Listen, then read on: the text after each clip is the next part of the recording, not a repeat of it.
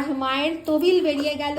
ছেলে যেসব খুচরো পয়সা প্রত্যেকবার আসে দেয়, এবারে এতগুলো খুচরো পয়সা এসছে।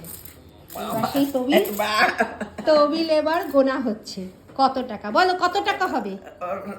কত টাকা হবে তোমার কি মনে হচ্ছে? 100? না না, 300 ছাড়াবে না এবারে। মাত্র দুদিনের জন্য এসছি, 300 ছাড়াবে না।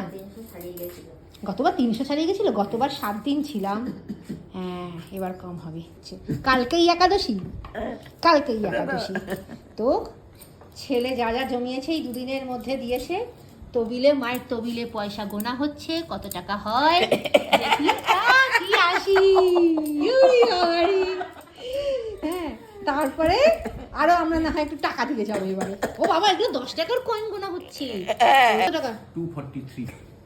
243 টাকা। 200 আরো 43। ঠিক আছে, কটা একাদশীর পয়সা?